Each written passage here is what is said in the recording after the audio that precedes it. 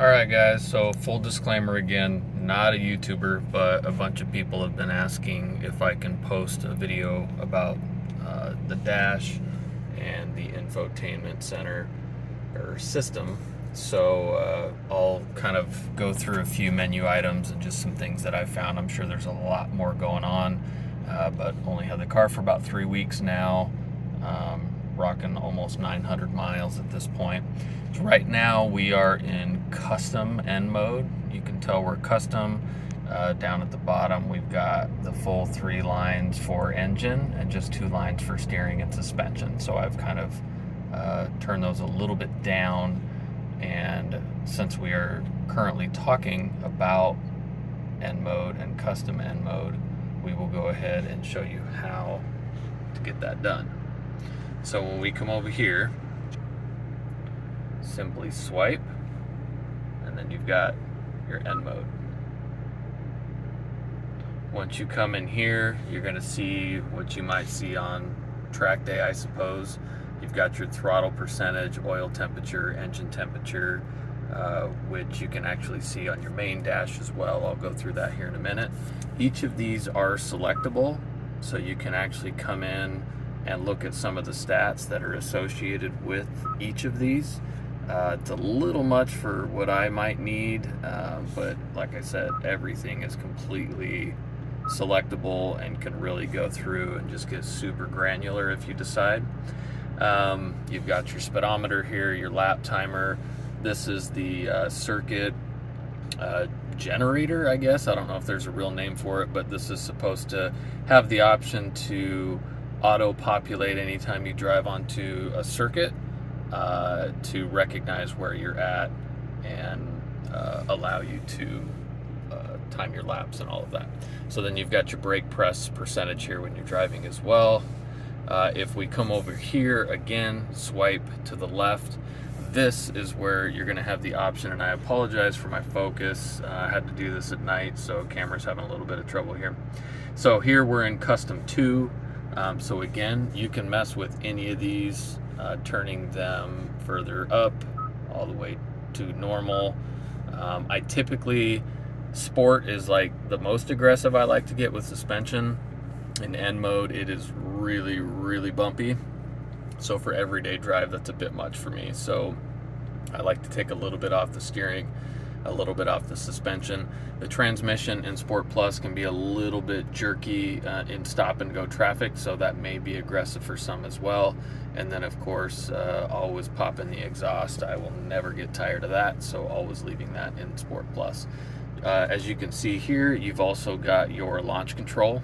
You can just activate it 1 button push, which is awesome. I don't know if you've ever been in a Stinger or some of the other vehicles, but you have to go through kind of a sequence of events to get into launch mode. Here it's just a button, turns off all the safety features for you as well. So you've got your G-force as well.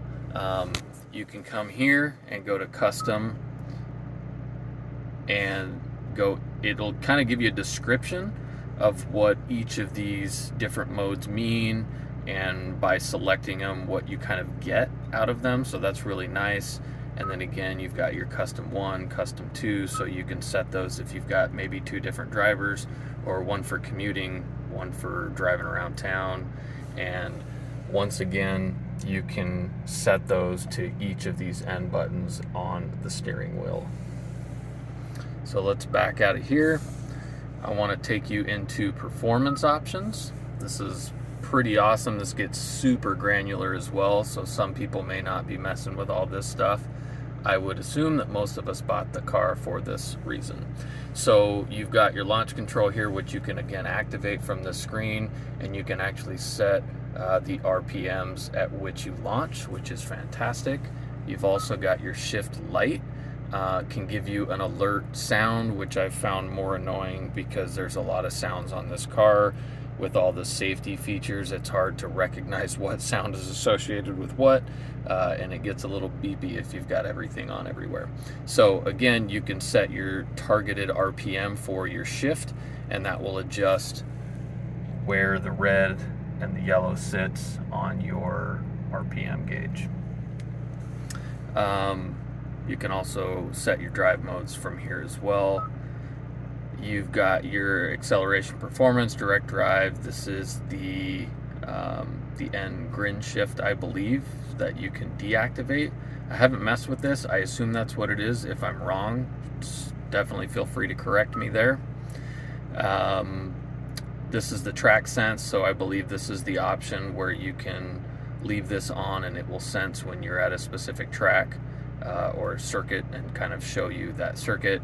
You've got automatic creep. Now, this is really annoying because apparently you can only use this in Sport Plus or Sport mode. This is where if you turn off automatic creep, which again gets a little bit confusing, you can come to a complete stop and let up off the brake and the car is supposed to not move.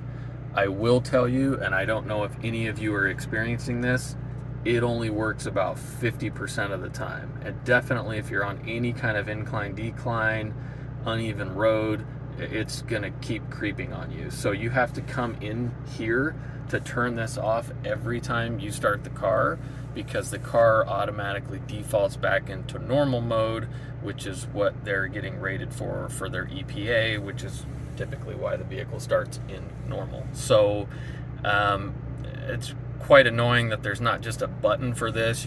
You know, there's even a button here that I think that would have been perfect for in that empty spot. I don't use it though most of the time because I just find that it's not accurate and it still creeps on me, and I just can't figure out how to make that work consistently. So again, always looking for advice and tips and help if anybody else has figured that out.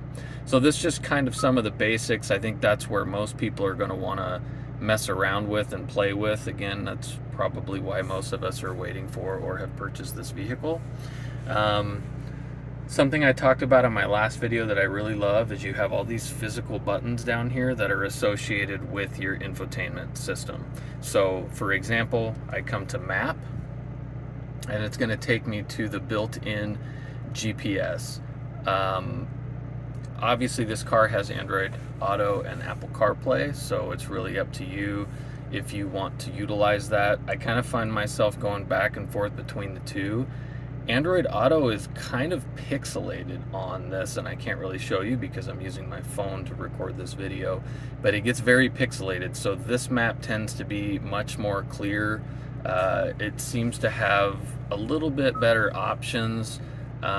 You can also use the Blue Link app to send destinations directly to it, so the next time you start your car and go into maps, you can select that specific destination that you sent to the car. You've also got this little toggle on the right hand side for the split screen, which, keep in mind, sometimes I've noticed with some people that split screen does not come set up automatically, that you'll need to go into the settings and change that when you get your vehicle. And you'll also need to change that for Android Auto specifically to enable that while utilizing Android Auto. I don't know if that's the same for Apple CarPlay or not. So you just have a few menu options here on the right. You've got your calendar, you've got your weather, you've got your media if something's playing. You can do the map, which is, I guess, if you have media here, your map there, and you've got your clock. So that's about all you get in the split screen. So not super customizable. It would be nice if you could do kind of a little bit more with the split screen, but it's still nice to have because it's such a wide option. So then you've also got your nav button here. So you can come in here, you can set your work address, your home address, you can have a couple of favorites. It'll help you find your Hyundai dealerships, different points of interest. So just standard GPS navigation stuff built in, nothing super special there. You've got your radio, which I don't have anything preset because I never listen to the radio. This tends to be a love-or-hate thing with this little old school style here, steampunk, whatever you want to call it. I don't ever listen to the radio. I don't really care. I'm a Spotify person, podcast person. I don't even use XM. So you've got your media as well. Here, if you've got your Spotify set up, it will automatically start playing the next time you get in. And then you've got your power option here just by pressing the volume button. You've got your track seek. Again, I mentioned this in the last video. This is a favorite button. You can customize this.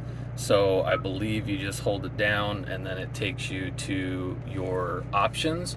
What's cool is any of these buttons that you customize, so this favorite button here, your favorite button here, your end mode buttons, all of those, all you need to do is hold them down for a few seconds and it will take you directly to this screen.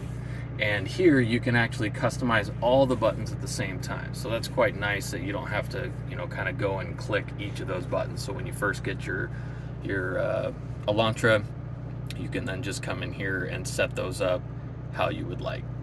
I'm still not sure that I've got mine set how I want it. I've been playing with that and just doing a little bit.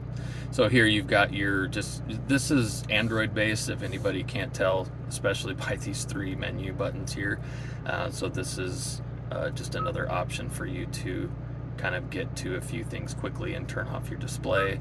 I believe there are some kind of screensaver options when you do turn the display off to have the clock and other things going as well. So again, kind of scrolling over, you've got your phone, all pretty standard. Your climate control, which I will never use touchscreen. We've got all the physical buttons as I mentioned before, so no real need to use them in the touchscreen unless you just have a preference to do so. Probably will never use valet mode, but pretty standard. This is a very standard Kia Hyundai setup. This is the main setup in all of their vehicles, probably in the last couple of years. Very similar to the Kia Stinger that I've also driven. So you've got your setup here as well. You can set your vehicle up. So this is where you can kind of turn on all of your safety features. You can have all of those features go off in N mode, which is fantastic if you just don't want to hear any of the lane assist beeps. You've got your warning timings for different safety features. There's just a lot in here. The lane assist, you can have it beep, you can have it not beep, you can have it assist you in pulling you back into the lane, you can do it unassisted. There's just a wealth of options here for safety. So I'm not quite used to those things. I don't know how I feel about them yet. I've been playing with toggling them on and off, but I don't know how I'll end up. Certainly feel free to add your comments on what you've found works for you and what you really like. But again, here we can go through and get alerts for changing to different drive modes. I have the active sound design off. Again, feel free to comment. I don't really notice a ton of difference. This is kind of the gimmicky side of things. This car is a lot like a video game. There's just so much to play with, which is fantastic. I'm not sure how I feel about fake noise though, but you can come in here and you can select between sporty, high performance, and the TCR race Elantra N, and then you can decide on how much of that you want to hear. I don't notice a ton of difference. You really have to play with it while you're driving, but as you may know if you own the vehicle, there's a lot of road noise in this thing because of the low profile tires, the hard plastic. It's meant to not be a luxury vehicle, so I expected that. However, I just don't see any advantage to any of that, so I don't really mess with it. So you can mess with your illumination, your themes, you can set your service intervals. I mentioned in my last video, you can customize this to your drive modes. So you can set a blue light filter if you don't like staring at the bright lights. There's just really a lot of stuff to play with in here. So you've got your ambient lighting here. You can again change the color. There's a lot of different options in here, and then you've got custom colors as well. So I'll just show you as that changes to green, to red, to purple.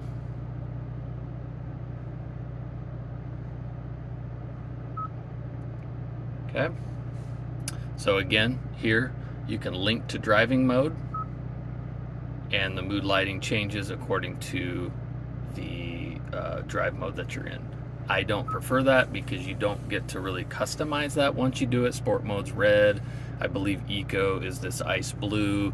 It just kind of goes along with the theme that will be on your dashboard. You can set your high beam assist. I've never had that on a vehicle. I like that feature when you have your high beams on. If it recognizes an oncoming vehicle, it will turn the high beams off, so you're not blinding the oncoming traffic. You've also got the one-touch turn signal, which basically is not a full drop on the turn signal, it's just a tap. And you can change that to flash, I believe 3, 5, maybe more than that. Yeah, 3, 5, and 7, or turn it off completely. Again, just a lot to play with. You've got your sound settings in here. This is where you can set your seat positioning, your tone. There's not a ton of messing with this. You can set your guidance, your navigation, and again your active sound design as well. There's just not a lot you can do in here. It's a nice Bose system. It sounds great. The subwoofer's weak. It's terrible on bass, but it's clear. You've got to turn this thing up to about 40 before you can really start hearing anything. Here, again, just messing with your illumination, your blue light filter. You've got your blue link, and really that just shows you that you're set up. So user profiles is really cool. So you can have multiple users when you get in the car. It can kind of essentially recognize your phone, some of your settings, and so that way if you and your spouse, or there's multiple drivers on this vehicle, you can set that specific profile. You can set specific backgrounds to that profile. Again, just another way to kind of customize things to your liking. So that's kind of some of the basics here. You know, this is just going to show your information, what type of keyboard you want, what type of units you want. I believe there's updates. I don't know that you can do them over the air, so I'll have to look more into that, read the manual. So I want to come back to our main driving display here. So again, this is custom mode, custom N mode. You can see on the left here I've got the oil temp and the engine temp. On the right here I've got my lap times. If I come down to the steering wheel, I can use this left up and down to change what I'm looking at here. So you can see now I've got my torque and turbo. I've got my tire pressure, which you can only see while you're driving. And I've got my G-force, lap time, and back to turbo and torque. So that's kind of nice. Again, just some more things that you can customize here. Now, I'm going to show you a little bit about the different drive modes. So we come back down here, we hit our drive mode selector, and that's going to change us into normal mode. So again, we can see the oil temp and engine temp. We can use that same arrow key on the steering wheel to get back to some of these other menus that we were seeing in N mode. You'll notice that you'll see different things at the bottom here, like your miles per gallon, because you probably don't care about that in N mode. And then you have another menu button here on the right of the steering wheel. And if you select that, you're going to get different menu options as well as you go back to the arrow. Okay. So again, going back to the menu button, you'll kind of scroll along and you have different options here.